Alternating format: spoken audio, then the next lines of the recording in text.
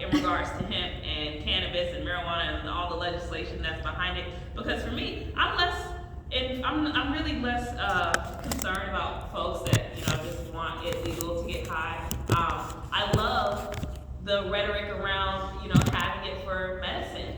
I also though am way more interested in all of the other applications of hemp, which there are, I believe, over 400 different ways that we can use hemp.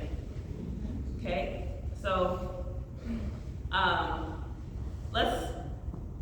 before our singer came, this is Aviva.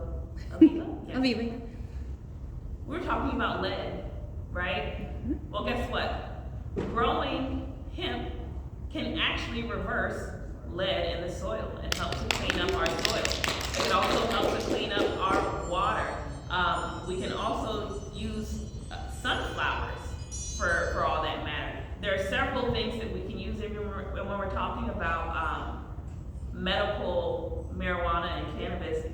I like to always mention that we really have to talk about the fact that it's not a drug at all. It's a herb. It's a plant. So we have to make sure we have our syntax and all our semantics in order when we're talking about what is this thing, first of all. So it's not a drug, and having that erased out of the books would be nice, right? If they could just erase that part. Let's not talk about declassification. Let's talk about it just not being put in that book note, right? It just shouldn't be in that book note. And when we're talking about the medical industry, we're also having to talk about the fact that there are several herbs that we could be using for pain relief. Several herbs that we could be using to treat and prescribe to our people. And I'm really just talking from personal experience and application of both the hemp marijuana plant and various other herbs. Coming out of high school for me, I was dealing with nerve pain and I was dealing with womb troubles, actually ovarian cysts for that matter. So they prescribed me with steroids and painkillers for the nerve pain, and they gave me birth control for the cyst and period pain. And lo and behold, we had this one plant, marijuana, that could fix it all, And then for me in my personal journey, I started to find out about more and more herbs called nervine herbs that are just great for the nervous system in general, great for pain in the musculoskeletal system in general. And I started to create these mixtures for myself that would overnight do more than any painkiller or steroid could do. And I'm talking about, I'll name them really: lavender, chamomile, valerian root, mint, all and in conjunction with my own hemp application. For me, it helped to reverse any and all pinched nerve issue that I ever had dealing with my back. And if you've ever had a pinched nerve with your back, you would know that it's excruciating. I'm also a mom. I'm right now almost 4 months postpartum with my third baby, and it actually feels like the first time.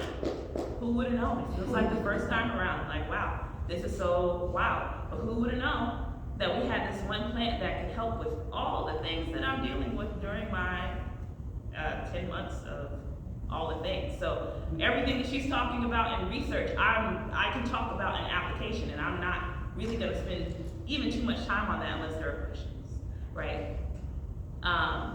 But more on my personal background and relationship with the plant. Who would have known? I went to Georgia State. I studied film and music. I got a bachelor's degree for that, and my idea was to go to law school afterward. But for me, I was arrested maybe 3 days before my graduation, and went on this whole journey. If you have an open case, you can't get financial aid. So how this translates for me is that I spent 2 years fighting my case. I won. First of all, I won. It was against the city of Atlanta, the police department, them doing the things that they do. But in that 2 years, there must have been something in the water in 2016 because this is when that happened for me, and really around the time that I'm really still in the mix of it. And I say, well, I'm gonna study more on holistic health and herbs. And I got an integrative health certification and, you know, went into that. And then 2020 hit and we're like, where's all the food? So my family has an Eris property here, maybe 15 minutes north of this very spot. And we started farming. So where does that lead me today? I found myself, back to college. A little bit after, I was doing production management, managing film festivals, concerts, right? 30,000 people or more, training staffs of 100, 200 people. And at some point in that, I got disenchanted, and I started to say, and this is again around 2020, maybe if I could train people to do an event, then I should be able to train people to grow food. So my first application of that was in 2021, working for a hemp farm, or a hemp company in growing hemp. We planted about 30 acres throughout South and Central Georgia. And we learned a lot. We learned that Georgia is definitely a great place to grow hemp. Let's just say that. Georgia gets about 3 harvests in a year. If you grow in the state of Georgia, most places you can really only get 2. Only thing to keep in mind that if you are here in Georgia, you have to deal with the humidity and the mold, and so that's the whole thing. You want to make sure your space is airy. But if you want to talk more about how to get into the farming side of hemp, we can talk about that actually offline. I would like, or we talk about it a little bit now if you have questions. But if you have even an acre, it is only $50 to get a license to grow hemp in the state of Georgia.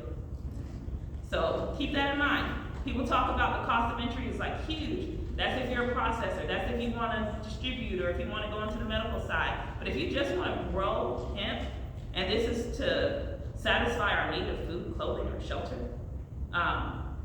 you can do that for as little as $50.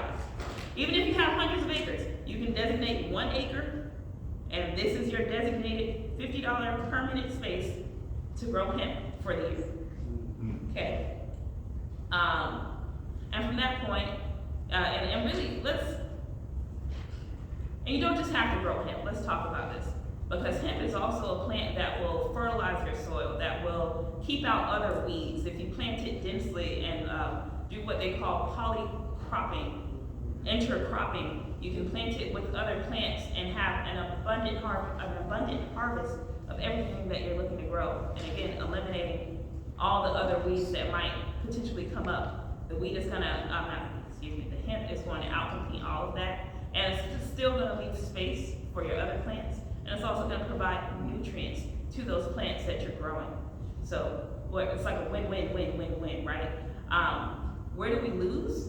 We definitely lose when we talk about, okay, I'm a transport guy and I'm just transporting the hemp from A to B, but I get caught by the police and the police doesn't know if it's real hemp or if it's real marijuana, and I get put in jail either way while they figure it out, right? We have a lot of that going on. At the same time, it's hard to legalize a plant that has been criminalized for so long, and there are people that are in jail right now sitting for a plant that you're talking about legalizing right now. So the real holdup is that we can't do anything until we deal with the people that have been wrongfully indicted, given these super long sentences. These crazy long sentences over a joint, 10 years, 20 years over a 3-5, you know?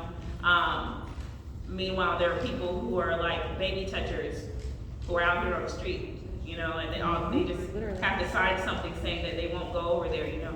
I don't know.